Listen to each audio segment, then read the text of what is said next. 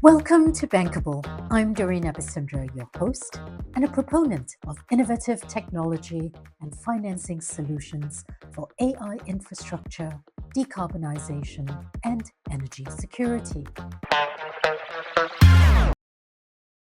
We have to recognize that the old way, built on huge amounts of fossil fuel being consumed, it is not healthy, and in the long run might even threaten the human species. Well, I think in every challenge there's also an opportunity, and I believe that the clean energy industry will be one of the most profitable that the world's ever seen. A very warm welcome, Tim, to the conversation. Let's go straight into it, and I'm going to let you tell us who you are, a little bit about your career, your history, and what has brought you to this very point of time. Over to you, Tim. Well, thank you, and it's a great pleasure to be able to talk to you like this.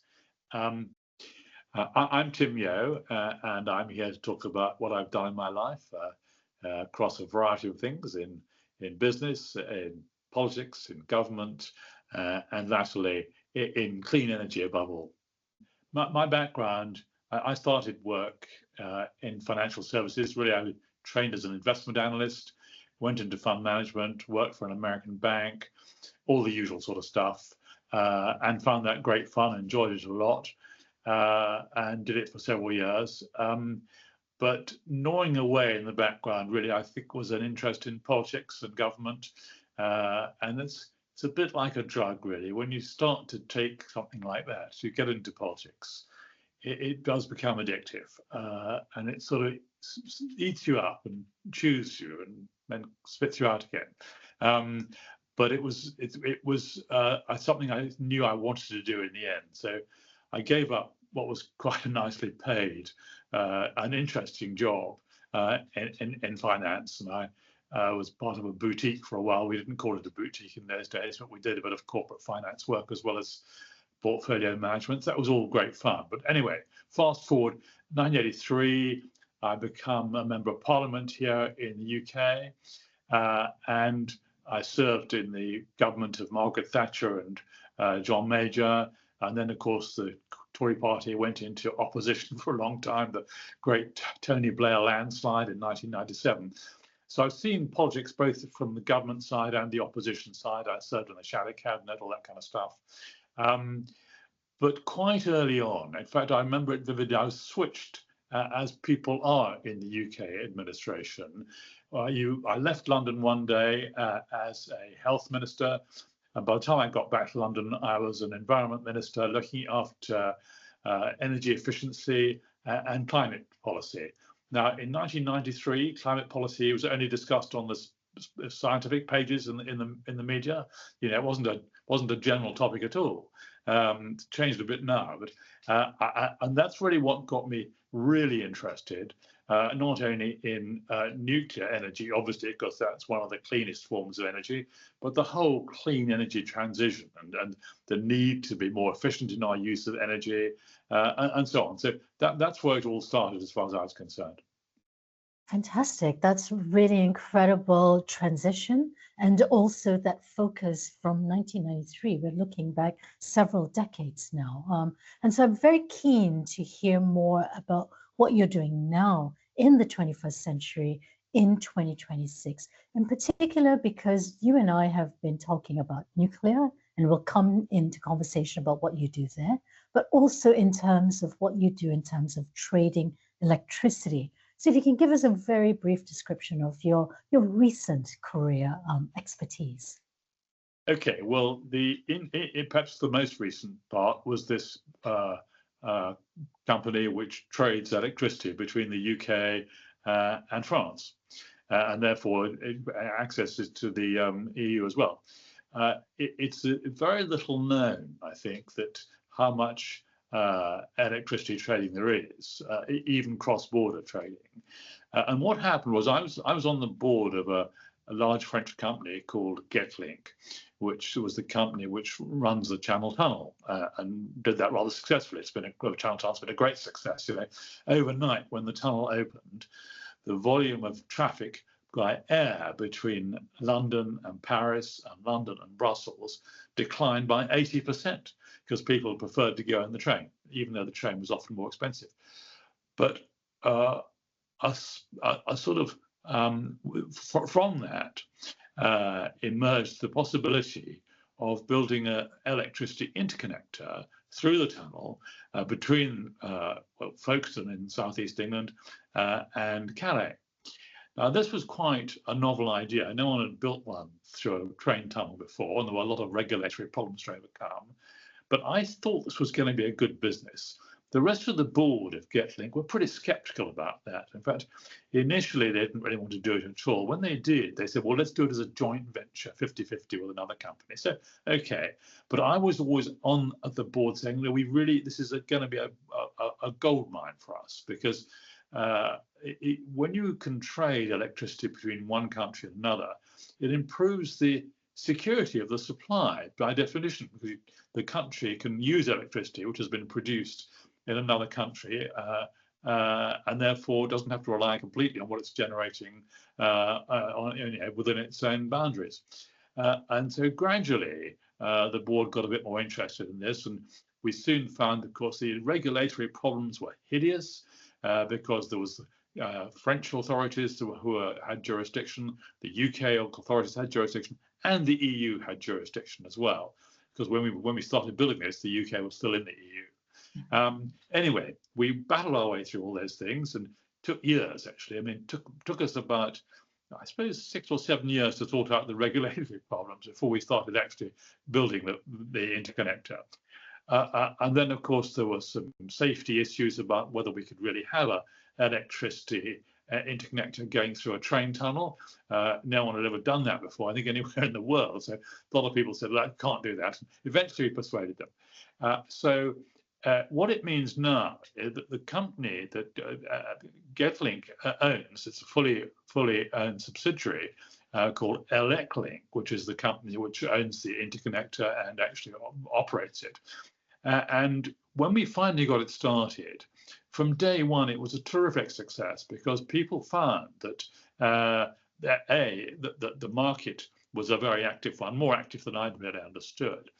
And because we have a big balance sheet behind us, we could go for a complete trading. Some of the other companies which run interconnectors, not through a tunnel, but other interconnectors, they have a cap and floor system. So there's a limit to the amount of money they can make and a limit to the amount of money they can lose. But we've got a big balance sheet behind us, so we can take the risk ourselves. And the market is a very active one. Obviously, it's not just about what happens in the day ahead, but you can trade forward, you can buy and sell capacity up to 2 years in advance. So you can do all sorts of hedging strategies. We've got a team of very clever traders who are used to doing that. Maybe at this point, it'll be useful just to break down those terms in simple, understandable layperson examples. So when we're talking about trading, we're talking about buying and selling electricity. So the presumption is that when we in the UK have more electricity than we need, we sell it to France and vice versa. And so maybe just give us a brief description around that.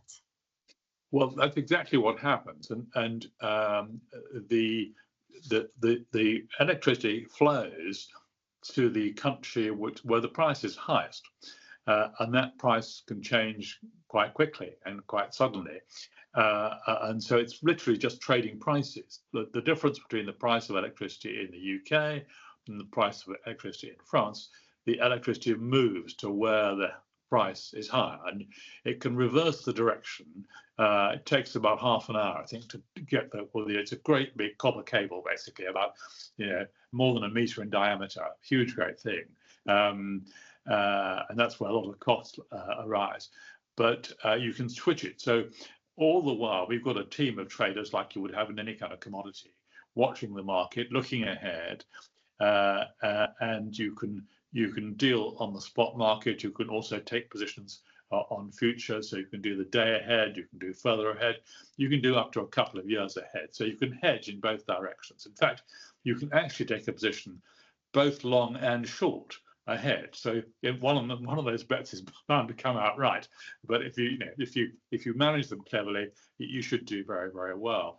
So it's really like any kind of commodity trading business. You've got it's quite a small team of traders. I think there's probably no more than a dozen or so needed for this particular. So it's a very specialized market.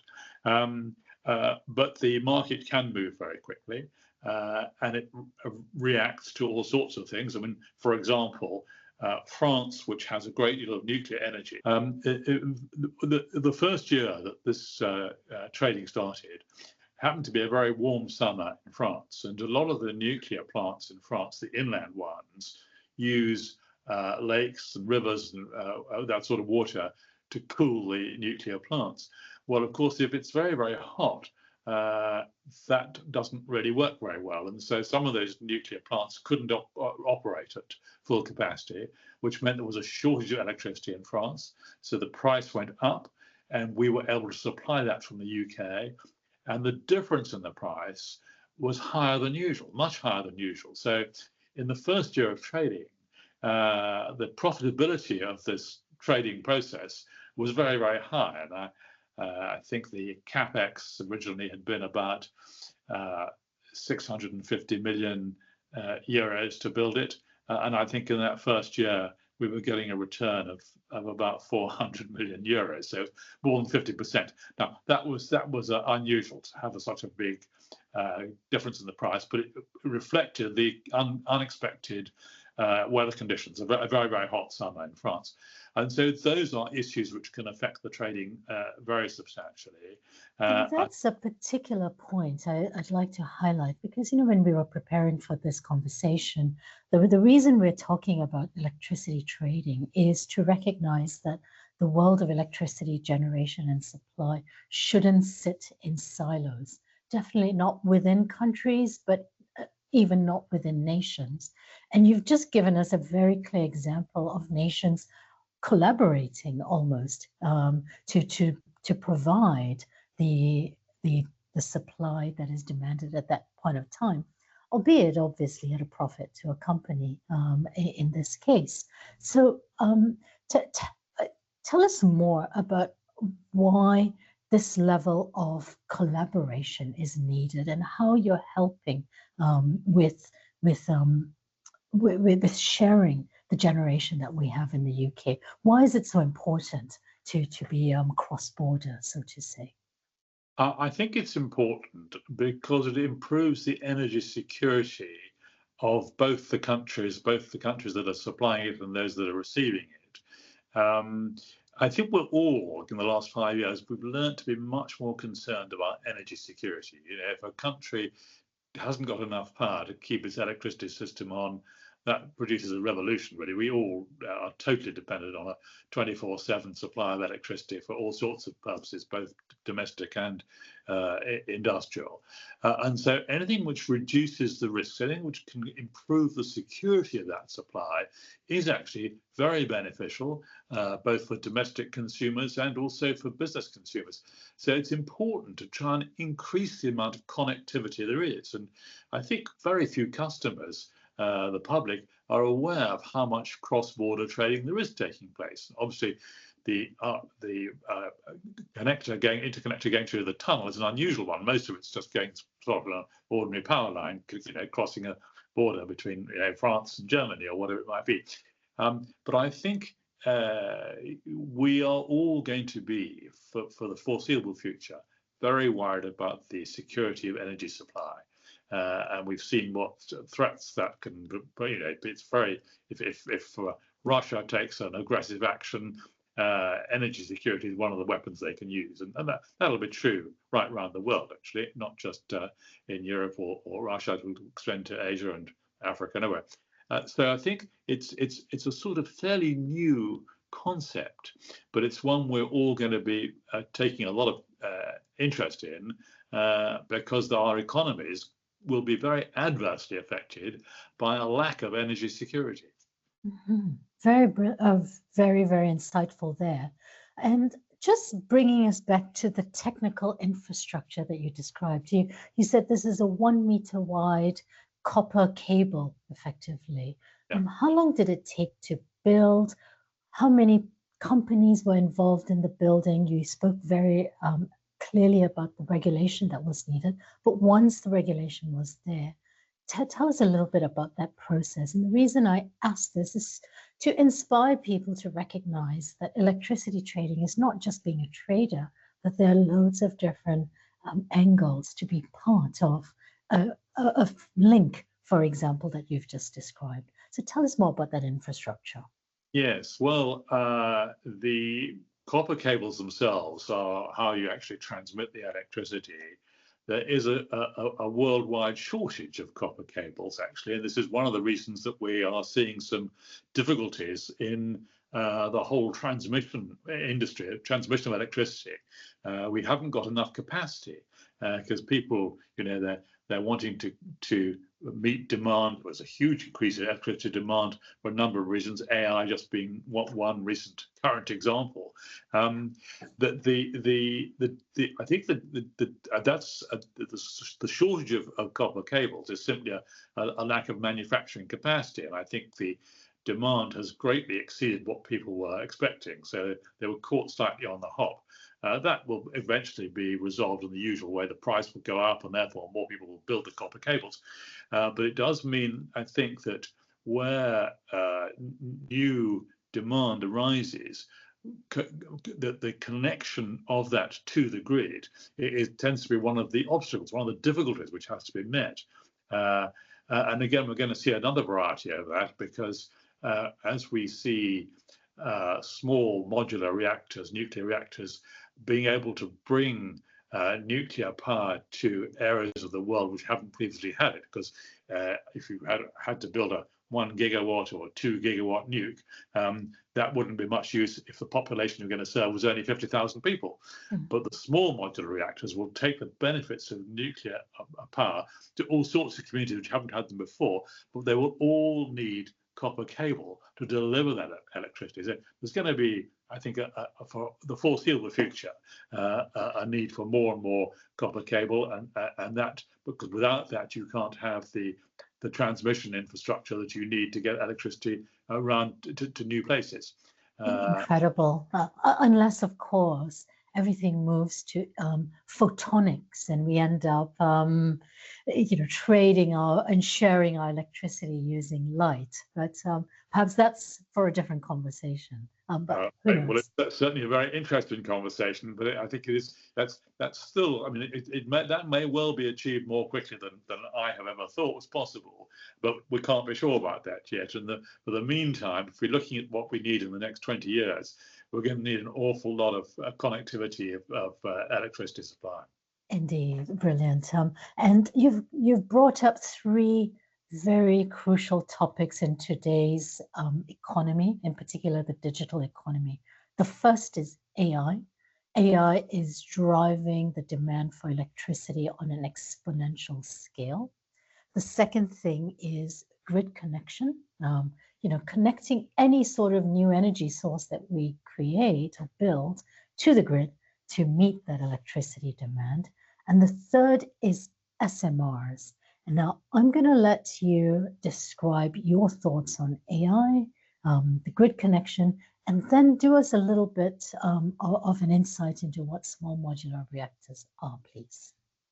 Okay, well, AI, I'm not an expert on AI, and it's a learning curve for me, which I'm trying to keep up with. I mean, it seems absolutely amazing, but also I think scary in a way, because the extent to which AI will mean that machines, so not machines necessarily, but there will be something which doesn't need human involvement at all, making decisions, and above all with the capacity to reason. And I think that's something which the world hasn't quite yet come to terms with, because if you had a very smart bit of AI which was very concerned, for example, about biodiversity of species, which is an environmental goal which many of us feel very strongly about. If you said to this machine, this AI machine, what is the best way to improve biodiversity of species, they would say, get rid of human beings. human beings are the biggest threat to most species. So a machine might think, oh, we all agree we want to improve biodiversity. All we have to do is get rid of the humans.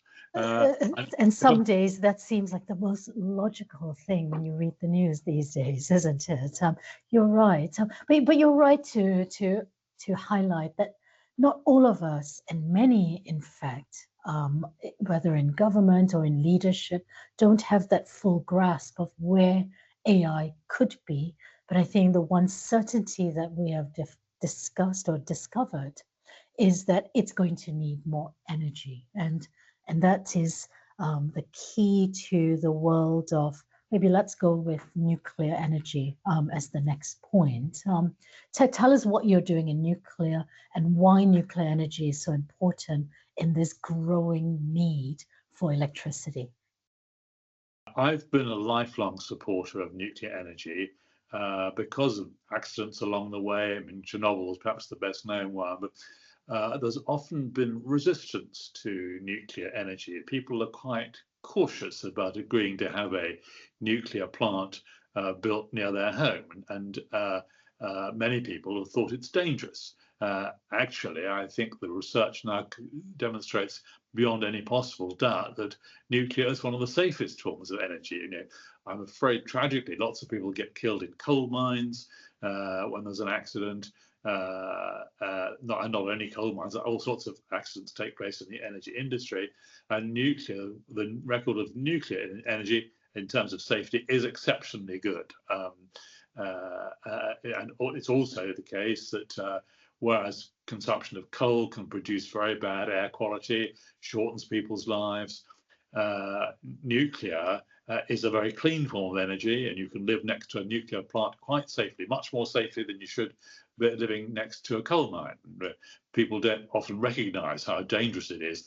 The life expectancy of people living near a coal mine or even near a very busy highway is measurably lower than that of people living next door to a nuclear plant. So you've got a whole series of safety and health issues to do with nuclear. And I think for a long time, the opponents of nuclear have been able to run scare stories, which made people a bit dubious about allowing nuclear plants to be built anywhere near where they lived.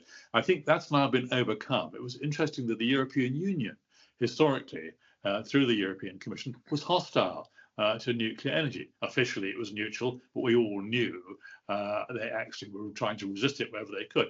That has now stopped. In the last 10 years, there's been a recognition that the world needs nuclear energy because we have to generate more and more zero carbon electricity, and renewable energy can do that. So particularly solar power now is very efficient. Wind power is reasonably efficient.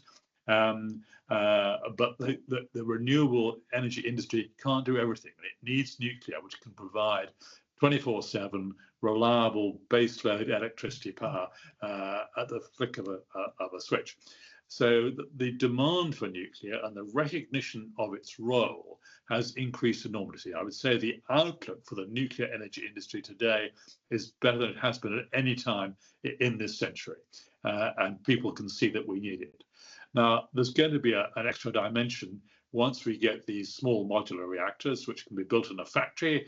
They can be built more quickly, and we believe, though we can't prove this yet because they're not operating at scale, we believe it'll also mean they can be produced more cheaply. If you can get a machine to do work which previously had to be done, each was a sort of one-off, instead of building 25 small nuclear reactors which are identical, and all the economies of scale that would achieve, we haven't really had that. Actually, one or two of the wiser countries, who look at what's happened in China, what's happened in Russia, what's happened in South Korea, what's happened in the Middle East, people have been quite sensible about saying, okay, let's build 4, 5, 10, even 20 reactors exactly the same.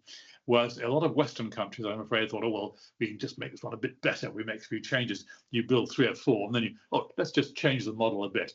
And certainly companies like, the French company EDF, which has built a lot of nukes, they've constantly been, sometimes at the request, of course, of government, they've changed the spec each time you change the spec, you raise the cost, and that's why so many nuclear plants have gone way over budget when they were being built. But having the small modular reactors will address that problem very directly. I'm very optimistic that within 10 years we're going to see nuclear reactors being built just coming out of a factory, basically, and that will be transformational when it happens. Right. And I think it's particularly crucial that you started this conversation about the safety angle, about nuclear and living next door to it. The one other concern that often comes up is with regards to what is called waste fuel, but which I'm trying to get people to rename to spent fuel, because much of that fuel can actually be recycled, as we're starting to see new technologies being developed in the US and in different parts of the world. So correct me if I'm wrong, but I understand some of these spent fuel canisters, as I'd like to call them, you could actually hold on to them and stand next to them without fear. What are your thoughts on this spent fuel? Well, it's a very important issue, and I'm glad you've raised it. Spent fuel is really what you can't recycle. I mean, you can a lot of nuclear waste you can recycle. It can be used again. But again, this is a vulnerable. It's a vulnerable issue for the nuclear industry because people are very suspicious about having nuclear waste stored anywhere near where they live. Again, we know a great deal more about this than we did when the first nukes were being opened 75 years ago. And we've got ways now where we can store the fuel, the spent fuel, perfectly safely and in perpetuity. But trying to persuade people that's going to be safe is an even bigger task than trying to persuade them to allow a nuclear plant to be built in the first place. So I think the likely outcome is there'll be a very small number of sites around the world, often in deserts, in remote parts, where people will be more relaxed about having nuclear waste stored. Those may be in America. They may definitely be in Australia. I think Australia has some of the best potential for that. In fact, you could have a nuclear waste storage in Australia, which was cut off from every other activity there. It could be no population there, only a dedicated transport line to get it by a dedicated train line to bring it in from a dedicated port and so on. So you could store all the spent fuel in Australia, and I'm sure, given a good price, the Australians would be very happy to do that. But when you have these international decisions being taken, each government wants to have its own say, so it's quite difficult to reach an agreement. But the important thing to remember is that this can be done safely. It is being done safely, and the responsible countries, like the UK, where we happen to live, but it's also true in America. It's been true in parts of Scandinavia. There are examples of how nuclear waste can be stored perfectly safely for hundreds and, if necessary, thousands of years. Right, right. And that is a particularly important phrase, is being done, because very often in today's conversation, there seems to be a forgetfulness about the fact that we've been having civil nuclear power plants. Put aside what has been used in defense and in the military, but civil nuclear since the 1960s. And so, what are your thoughts? And you spent decades now looking at nuclear, but talk us through the longevity of nuclear from the past, and what are those lessons that we could learn? Well, there certainly are some lessons. Firstly, I should say in the UK, we're quite proud that the first ever civil nuclear plant that was built solely to produce electricity and not for any weapons purpose at all was, of course, here in the UK.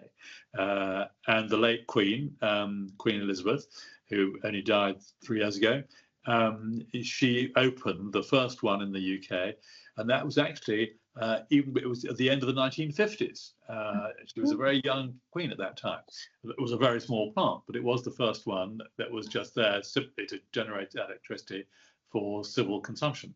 I think that the most important thing I learned in my study of nuclear was that the more people know about nuclear power, the more they understand it, the more they know the facts are, the more confident they are in its safety. Nearly all the anxiety about nuclear comes from people who don't really have much information about it.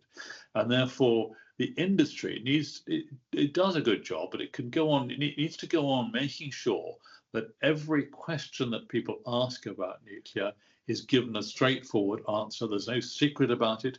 I know that the nuclear plants, I think in every country in the world, welcome visitors so people can go and look around there. And that all helps to build confidence. The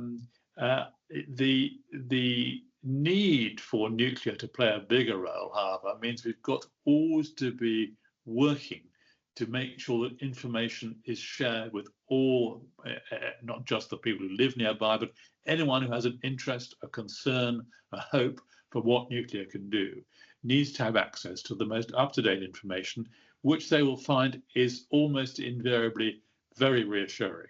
And if you look at the accidents which have occurred, the most recent one, I suppose, was the one in Japan. Well, it wasn't really a nuclear accident; it was an industrial accident where there was a plant which its protection against what was a tsunami there. Of course, a sudden increase in the water level caused damage. It was a very old nuclear plant. And over the last 75 years since we started building nuclear plants, we've learned a great deal about how to make them even safer than they always have been.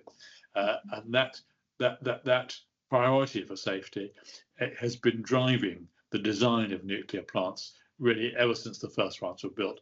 So the ones we see now being built are not just more efficient, but they are also very much safer because of the way they've been designed. Right, incredible. And where do you see the progress happening the most when it comes within the nuclear industry in advancements? And secondly, what are you personally doing right now within this conversation on nuclear? I think that the progress is twofold, really. One is reducing costs. I mean, all aspects of the energy industry, whether it's renewables or traditional fossil fuels or nuclear, improving the efficiency so it becomes more cost effective for consumers. That's the most important driving factor, and that will certainly apply in the nuclear industry. Costs will continue to fall, and we should rejoice in that. And of course, they have fallen dramatically in one of the competitors, solar power. It costs a fraction of what it did when their first solar plants were being built 20 years ago. Which is for the benefit of consumers. It's great that this is happening. I think that the safety will also continue to improve as well, although I think it's reached a very, very high level. And I think people will. I think the arrival of the smaller modular reactors will, I think, introduce the benefits of nuclear power to a whole, millions, billions of people who've not previously had access to it will have it. So that's going to bring a great benefit for humanity. We will, however, have to be mindful of the fact that the level of consumption of nuclear energy, of all forms of energy, but certainly nuclear, is going to increase out of all proportion to where it has been. And therefore, attitudes, I think, hopefully this will make nuclear more popular, better understood, recognized as essential. And for me, having a great interest in climate issues, I'm certain that we cannot solve the problem of climate change unless we continue to invest very rapidly in more energy capacity of all kinds, particularly of nuclear energy. So that combination of low carbon energy sources, in particular nuclear. So Tim, give us one advantage of using nuclear as an energy resource. One of the biggest advantages of nuclear is that there's no shortage of raw material.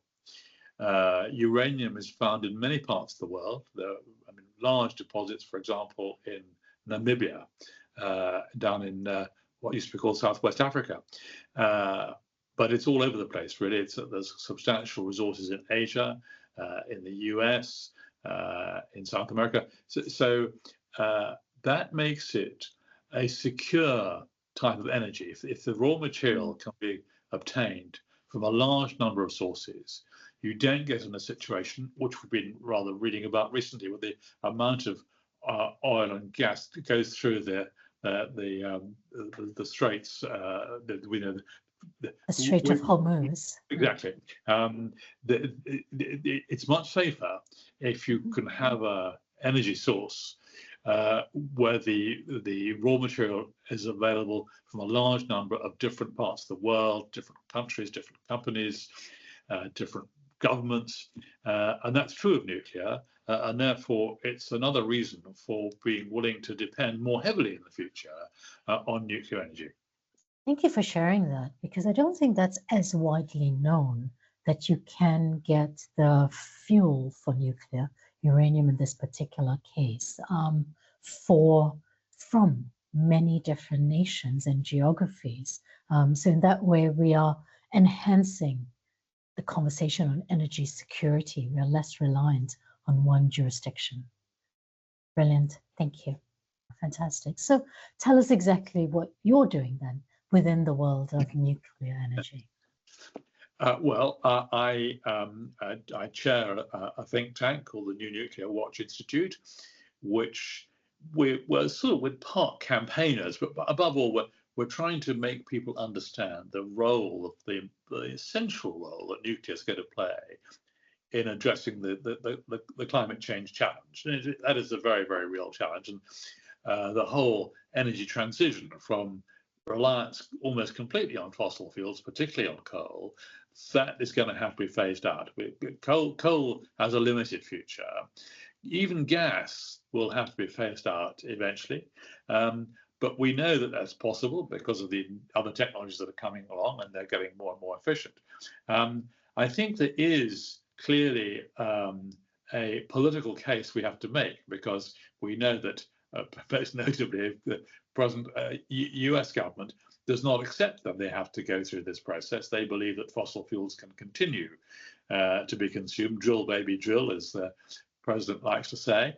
But I think the scientific evidence is getting really almost unanswerably strong. Very few people under the age of 40 seriously think we can go on consuming fossil fuels at the rate we have done. I think there's a recognition that there has to be a switch to cleaner energy. Mm-hmm. And so I'm very active in that debate. I do a lot of speaking at conferences.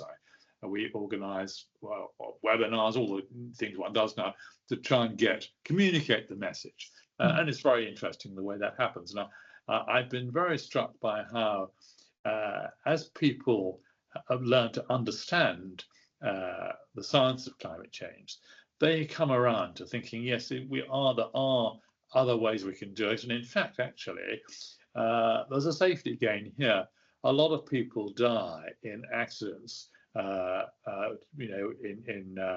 coal, in gas, in oil even.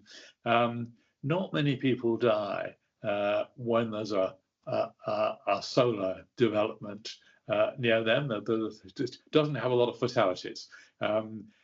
Wind has one or two, because wind involves very, very big, not windmills, but turbines. Exactly. Particularly when they're offshore. Obviously, there is an accident rate there which can't be avoided. But I think that some of these clean technologies are among the safest in the world. And so there's an extra benefit. And I do emphasize again and again that the air quality which people have in their lives has a direct effect on their health. Even living near a big road where there are lots of diesel trucks going up and down reduces the life expectancy of the people who live in those areas. So I think what I like to now focus on really is, in addition to trumpeting the benefits of nuclear power, to help people understand the need for the clean energy transition, and the way in which that actually will bring economic benefits, because some of the cleanest ways of generating electricity are also the cheapest, and again, solar is the prime example there. So I think there will be, we're living at a time when the world is changing very rapidly, and I think over the next 25, 30 years, we will see, and I think the younger generation are already in the vanguard here, we will see a recognition of the changes that are needed. We can't go on creating more and more electricity using the old technologies without great damage being done. Right. And you've answered the next question that I'm going to pose you throughout this conversation, but perhaps we'll use this as the summary of our discussion. How are you and your company and your career contributing to the advancement of low carbon solutions, so decarbonization in particular, energy security, and then of course being part of the solution to the electricity and energy demand by AI? Yes. Well, since leaving active politics and government, I've been involved with quite a number of businesses, and I've been a non-executive director and chairman of several of these, which are developing technologies. For example, the use of hydrogen as a transport fuel is going to be, there's a big switch away from, frankly, if I was running an oil company, I think that's not going to be around forever. And of course, electric vehicles are part of the switch away from fossil fuels. I drive a fully electric car myself, and it's by far the most fun car I've ever had. So that's all part of what I'm doing, and I very numerous business applications here. I've been involved in some very interesting early stage businesses using cutting edge technologies to generate clean energy, and it's that is there's a huge industry there, and lots of very successful businesses making plenty of money out of it. And I think that that's something which we're gonna have to do more of in the future. There is a bit of a generational gap in this. I think that the older people who run very successful and very important businesses in fossil fuel industries, they're proud of their achievements, and rightly so.